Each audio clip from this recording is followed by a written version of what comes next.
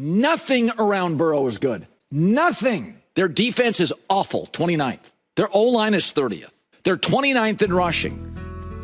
What Burrow's doing is insane.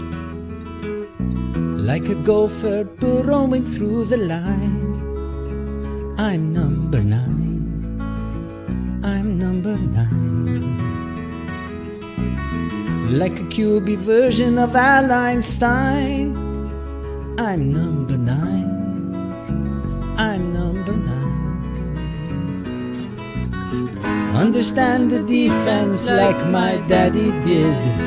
I'm living the dream. Feel like a kid. Moving us close to playoffs. Getting us close to playoffs. Moving ahead of Broncos over time.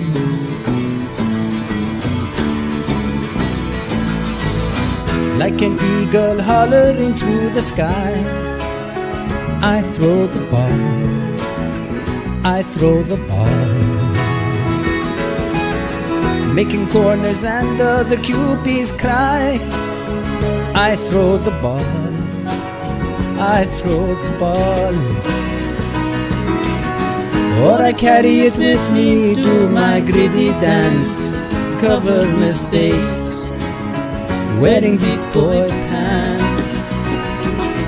Moving us close to playoffs, getting us close to playoffs, moving ahead of Broncos over time.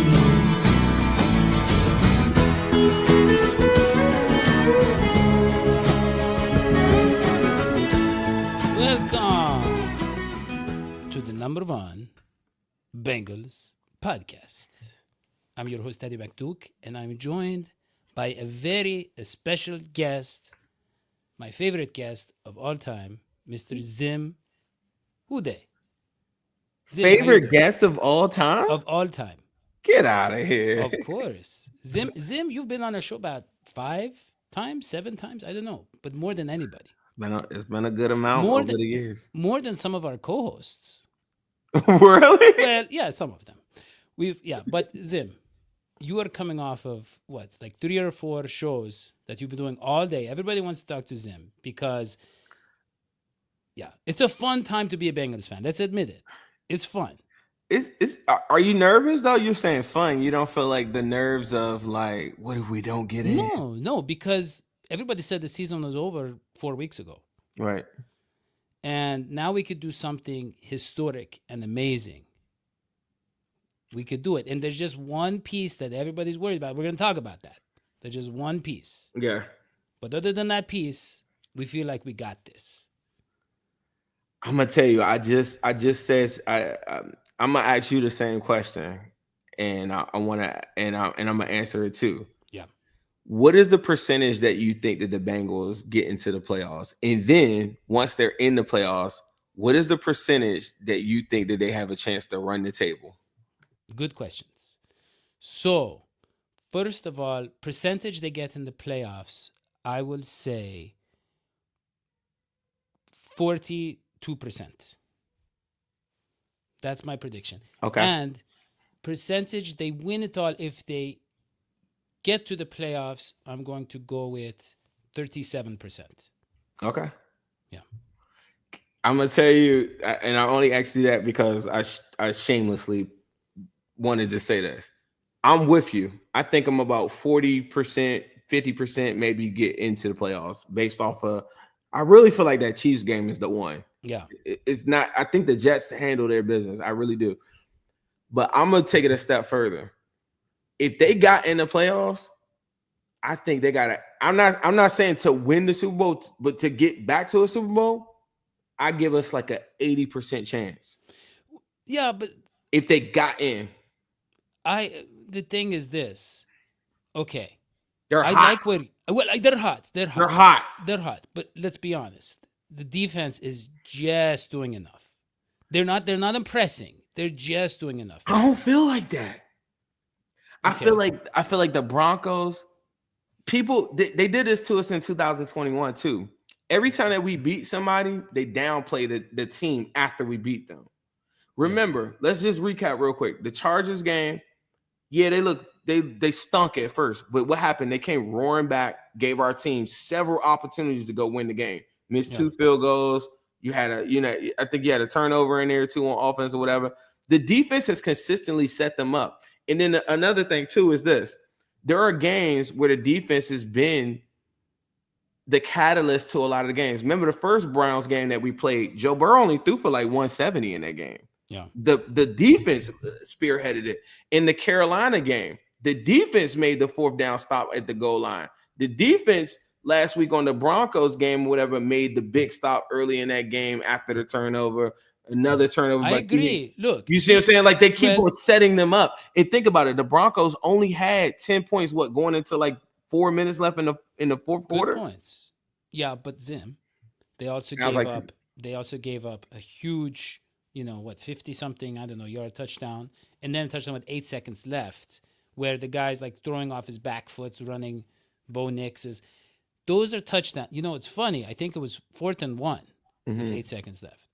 And I was watching the game with Dr. Hoji, who was in town. And he's like, what do you think is going to happen? I was like, I don't trust this defense to do what like this should be an easy play. I don't trust them to cover their bases the way a normal defense would. And that's exactly what happened. There's something about this defense where they're just leaky enough where anything could happen with the game on the line.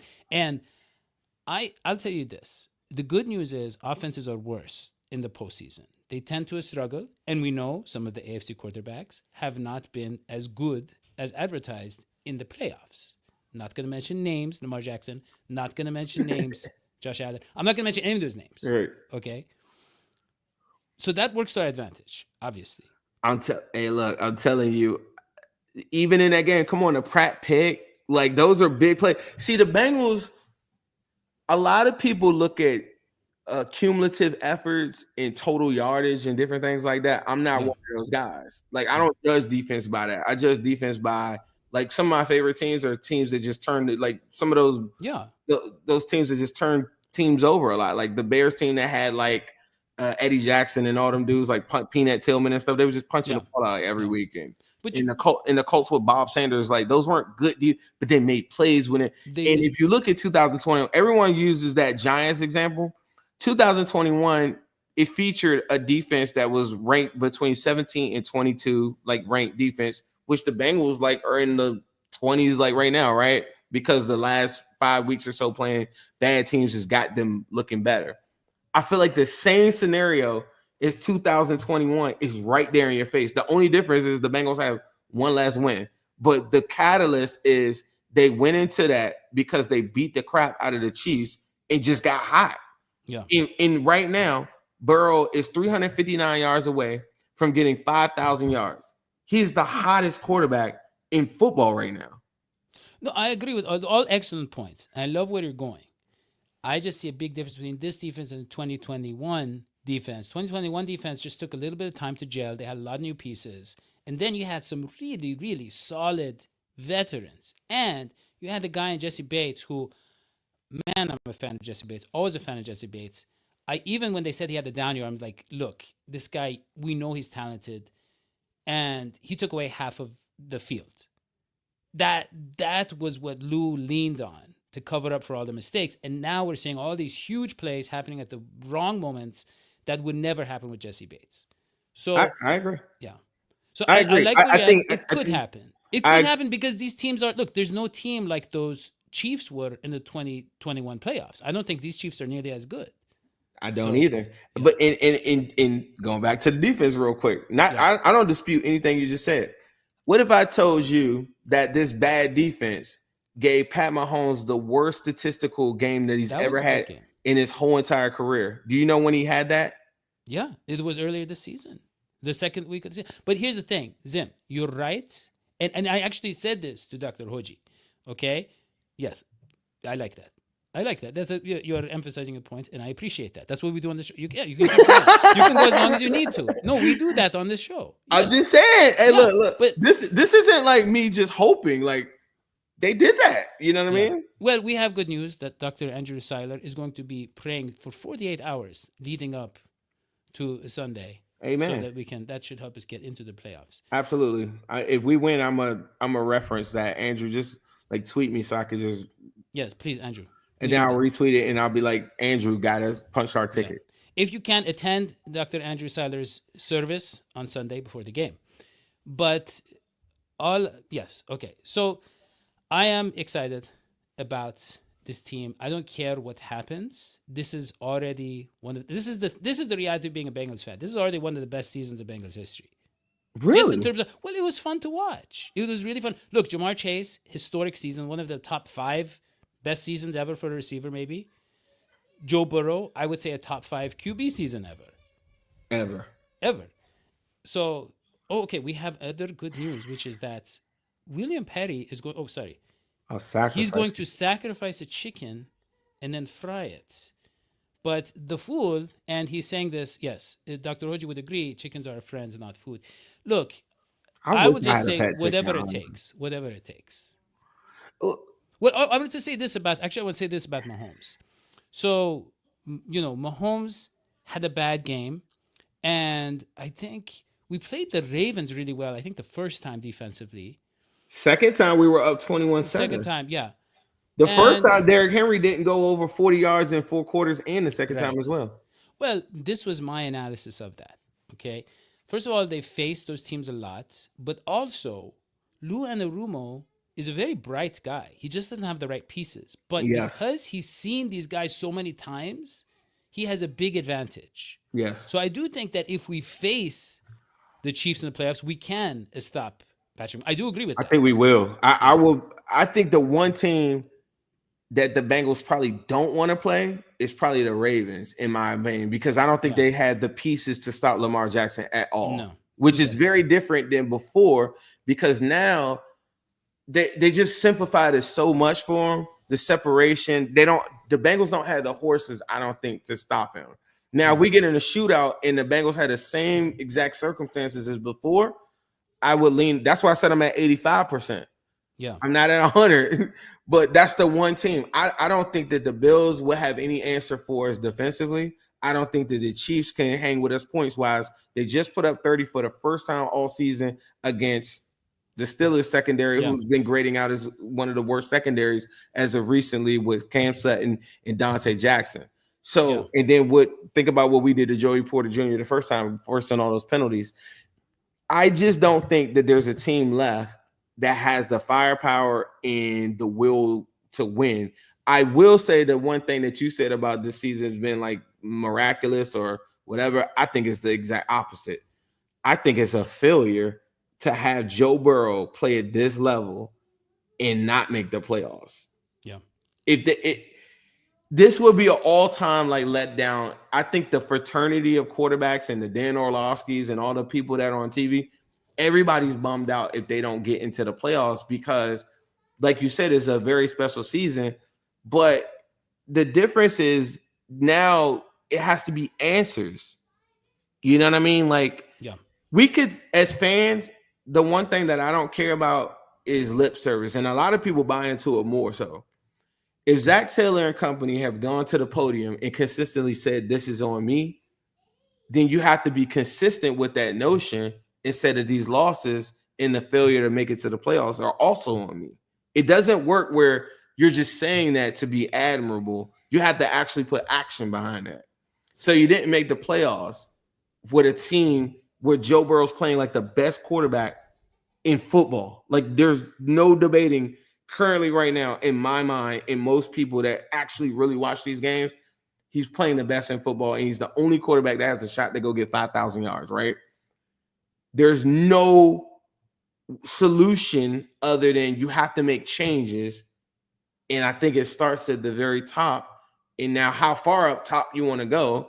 Like some people say Tobin and stuff like that. I think if you switch out any head coach that challenges Joe Burrow, one that has a championship pedigree or has an amazing offensive playbook or something crazy like that, or is a defensive specialist, that one thing alone, I don't think you'll ever see the Bengals not in the playoffs ever again. That's my own personal belief. Yeah. And that's only through my evaluation of Zach in this time period that doesn't have like this winning records and I get it. People saying, well, he's got a top 3 offense.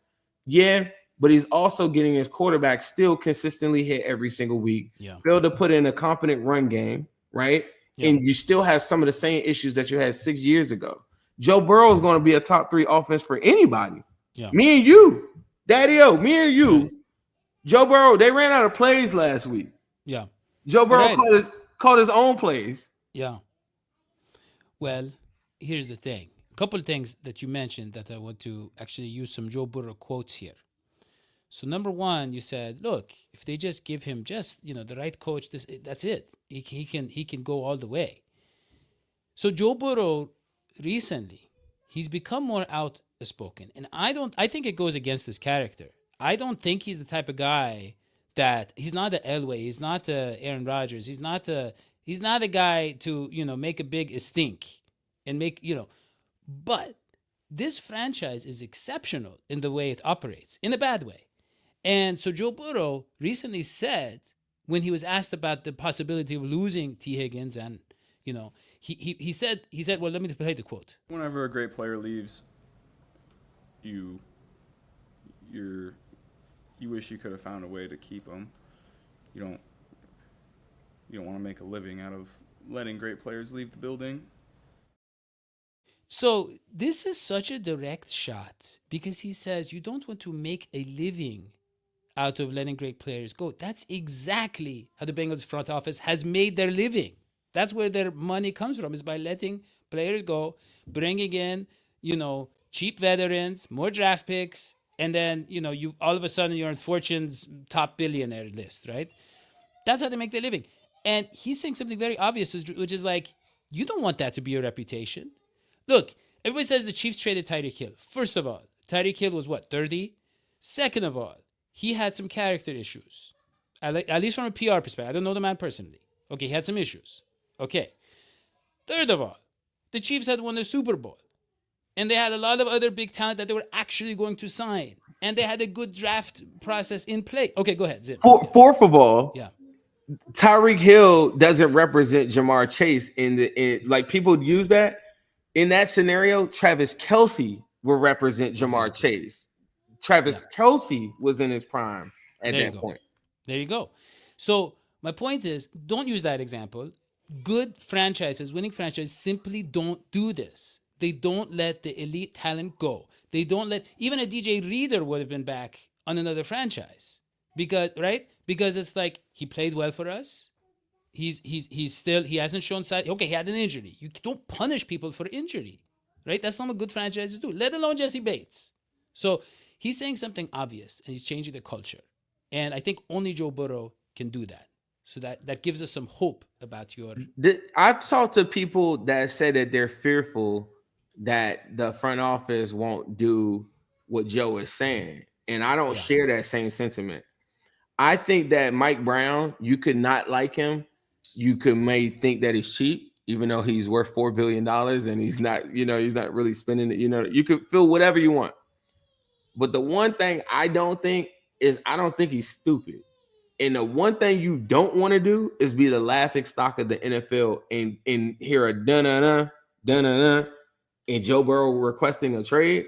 There is no scenario on earth that any PR that would never get past it, even if they worked it out.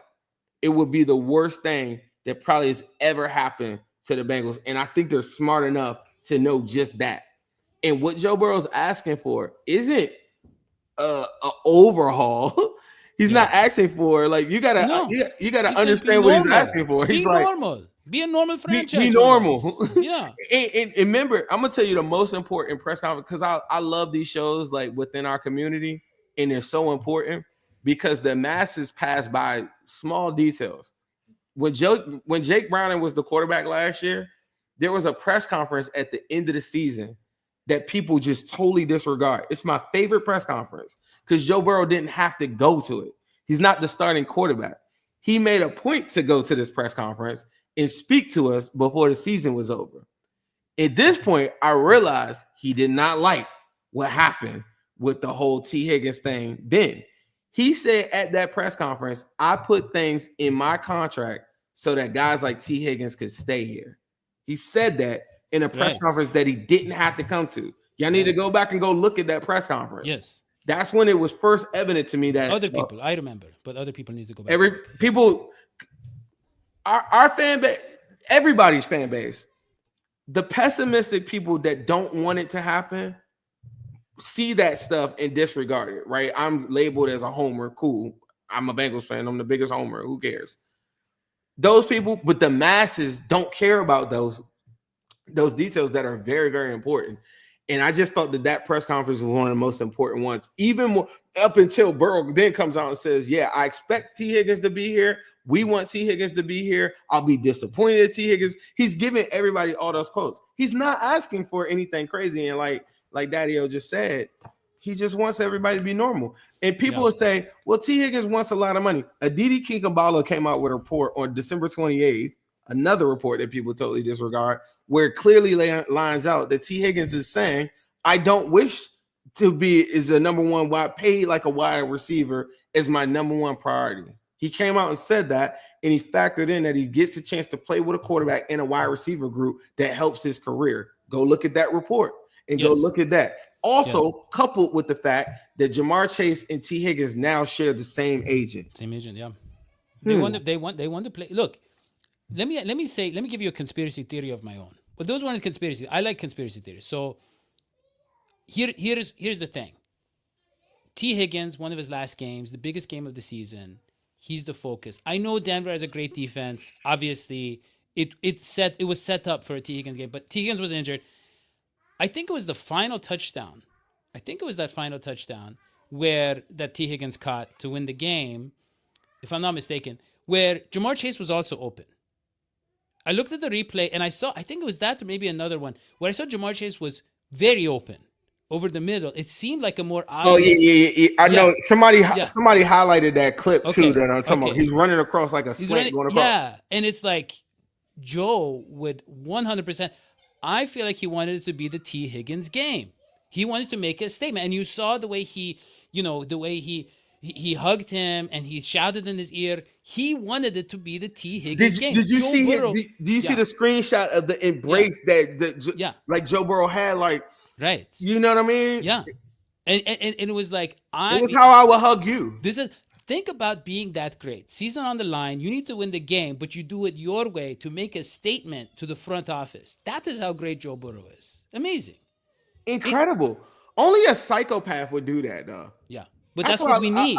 That's what Cincinnati needs. Bro, I'm so glad you brought that out because I love those details like that. Those are the things that I find fascinating. Like, when I'm looking at football, like on a week-to-week basis, I love to see what other teams do and stuff. But as it pertains to like our team, over the years that you know me, I enjoy getting like those details and seeing them play out because there's nobody else that is crazy enough to hitch their wagon.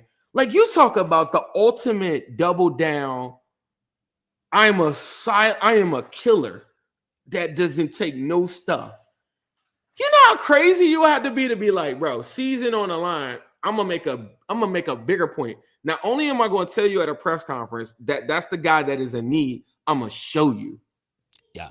Yeah, that's powerful. Like who does that? Like that I love nine, bro. Me and my partners, we started this thing called nineism. And nineism is the belief that you're never out of it. And if you go with nineism throughout your day, you'll see. I think a lot of people, one thing that makes me so mad, it doesn't make me mad, it disappoints me. I feel like, the front office thing, we'll figure it out. And, I don't know, maybe they'll get somebody to invest or whatever. But I feel like there's almost like a Bible. I know the guy earlier talked about like saying a prayer. It's almost like we're living in a Bible verse, right? Joe Burrow parted the Orange Sea in 2021. He parted the sea for a lot of people, but still, for whatever reason, and I get it, there are different things that I'm not comfortable with. I'm unsure about the front office and all these different things, but. Once he did that, like I was at the Chiefs game. Yeah. I was down 21-3 with red stringers and yellow, everybody dancing in front of me. They thought it was a joke. They were telling me, hey, you're that guy that does that Bengals thing. You want a drink? They were trying to buy me drinks. Yeah. I was there. They saw you on our show, you mean? Yeah, I was there, bro. Yeah, they saw me on your show, bro. Yeah. I was there in the middle of that, and coming back from 21-3 is an out of body experience. Like, Yeah. In a lot of people saw that, and it's like they forgot. I guess because I was there, I never can doubt Joe Burrow. I never can. Yeah. There's nothing you could do. There's nothing humanly possible that Well, will make me doubt Joe Burrow. Well, that Titans game, classic, 9 sacks, won the game. And then this game, 7 sacks. And he breaks a record with 8 straight games of 300 passing and 3 touchdowns. Come on, Incredible. bro. Incredible. So a couple other things. I know you're running out of time, Zim. I don't know how much time you have. You got to go? You have a few more minutes? I got a few minutes. I gotta get young Uzi over here some food. Oh, okay. So, well, he loves the show though. He thinks that the puppets and everything are very cool. Well, he can eat the food on the show if he needs to. He can join us. But so another thing I saw was interesting was this where Joe Burrow decided that he's going to stop playing defenses based on what they're showing on tape, because they always show you something new. And so he says, I've seen enough where I can just read and react on the fly. That is another important thing where I feel like he's finally broken through, where he's now, the NFL, I want to say he's processed it so much that his talent completely translates to the NFL level. That's why we're seeing him dominating this year. That's another important Absolutely. thing. Yeah. I think he said it, before the season in 2023, before he hurt his wrist. He was like, pick your poison. And a lot of the opposition had a problem with it. Like, why is this dude so cocky? And I thought that he was the most unfortunate thing is that I'll be man enough to admit this. I thought the Bengals window closed when his wrist got hurt. Like, that window closed. And now a new window that has Eric Alls of the world, whether he's good next year or not, the Chase Browns of the world, like, this new window is now opening. We're asking the front office to just open up the window and help us get through this, right? With simple things like sign Tee Higgins, and you're potentially going to have $90 million in cap space. But, like, at that time, I think he knew what he wanted to do. He played the Ravens that first time, and he had a bad first half, but the second half he came back cooking. And what's so unfortunate is the second half of that game, the second time he played him and he started off really hot, I think he was about to kill the Ravens. And he hurt his wrist in that game. And a lot of people forgot he had won 4 out of 5 games and thrown for 300 yards in that same time frame. And it's very unfortunate. Like, I thought he was starting to crank it up again, and he got hurt. And now this new one is so unfortunate that the contract stuff, all that stuff messed these Bengals up at the beginning of the season, whether it's Zach Taylor at the beginning of the season, whatever you want to say, in late turnovers and all these different things, or Evan McPherson. It's so unfortunate that happened to him, because I really feel like he's been cranking it up for most of the season, where I told people this, I think it was, I forgot where it was. I was like, I don't like him having like these late turnovers, or like I was at the Chiefs game this year and different things like that. But I was like, if the defense, to your point, was better, he wouldn't have to go out of his way to go do all of this stuff. He wouldn't have to go crazy. Like when we were tied up with the Steelers the other day, I don't think he would try to go make that miraculous play and then TJ Watt strip him. If your defense can actually do something. They were horrible in that game, right? To your point, Goodberry had a great tweet about Burrow playing in hard mode. Mm-hmm. And so he shows, this is beautiful. He shows that, the passes thrown behind the line of scrimmage. That's my favorite. That's the tweet of the month. Tweet of the year. Yeah, it says Joe Burrow, passes behind the line of scrimmage, Joe Burrow way less. Screen passes, Joe Burrow way less than Josh Allen and Lamar Jackson. Play action, Joe Burrow, not even 20%. Percentage of pressure dropbacks under 2.5 seconds, Joe Burrow almost 15. Lamar Jackson only 9%. Percentage of pressure dropbacks after 2.5, Joe Burrow 57.7. The others were much lower. Percentage of passes under pressure where the QB shares the blame. Everybody said Joe Burrow takes too many sacks.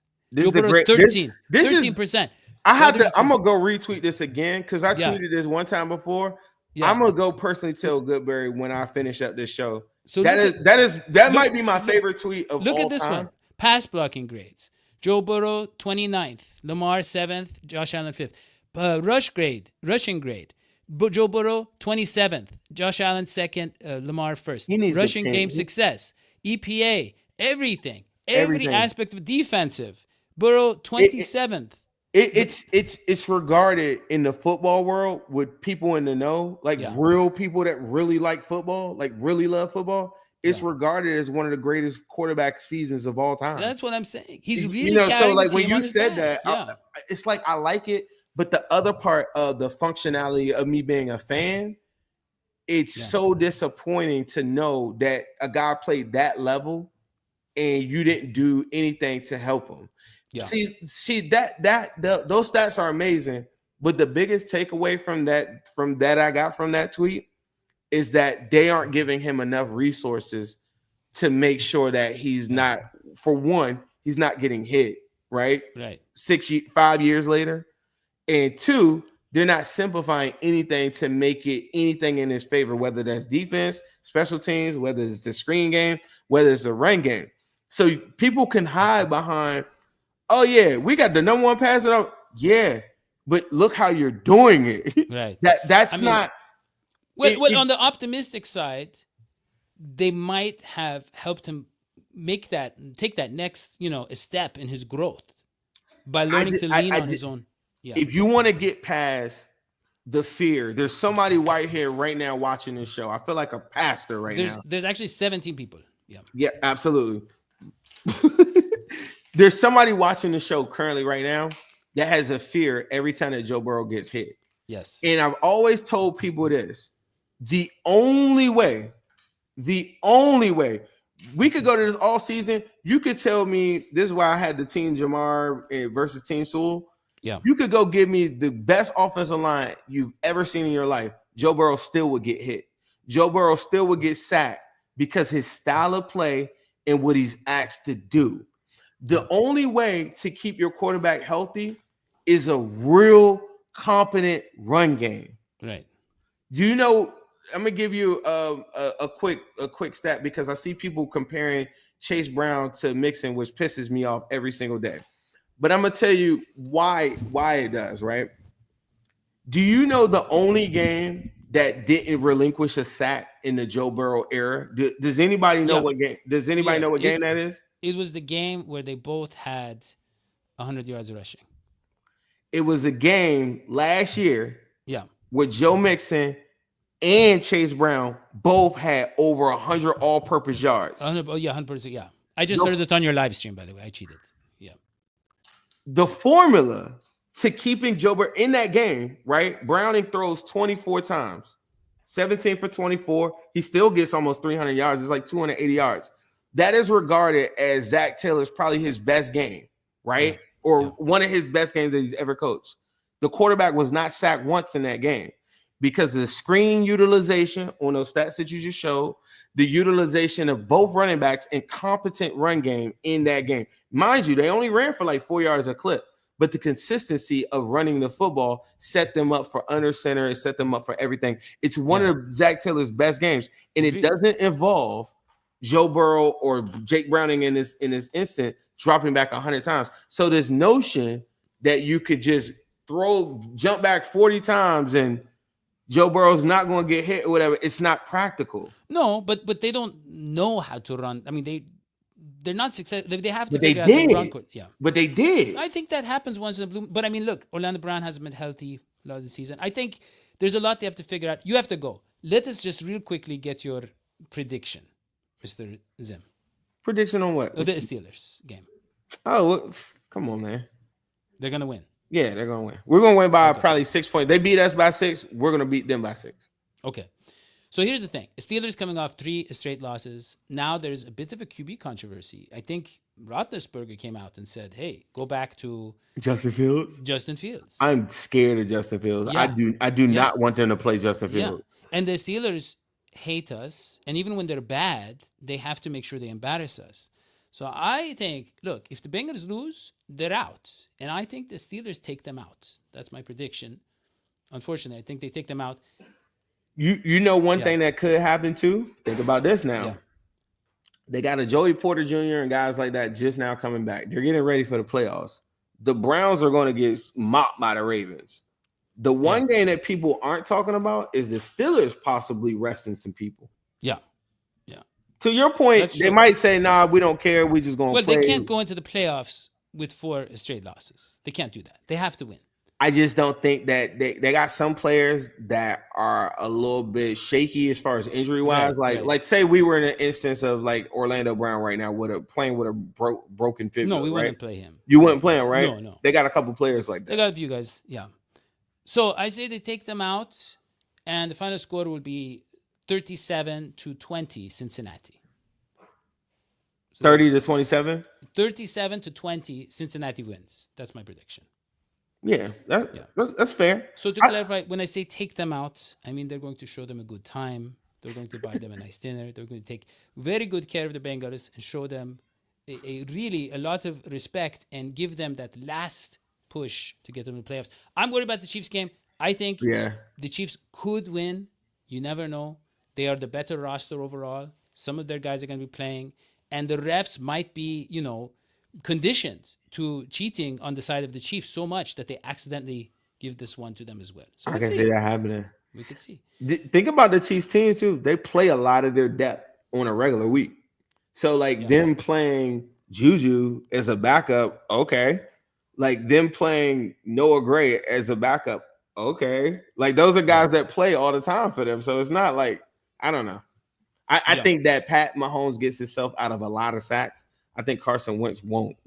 So I think that the Broncos, we found out last week that Broncos front is serious. So they're going to come to get Wentz, and he doesn't have the scrambling ability of Mahomes. So that's the one I'm worried about. Same here, but we'll see. It'll be fun. It's going to be fun regardless. So I want to thank Mr. Zimhude for taking time out of his day, his, I think, 8th podcast of the day. His son has not eaten in we don't know how long. The son's been standing there for about 5 hours waiting. No, we're just joking. But thank you so much. And you can find his content all over the place. Everywhere you go. It's hard to not see his content. It's an amazing Cincinnati podcast. And you can buy his merchandise, as you can see, which right now he's representing Dr. Hoji, who could not be here, with the hat that says gas. Gas. Thank you so much. We'll see you next time. So long. Sweetie Pies.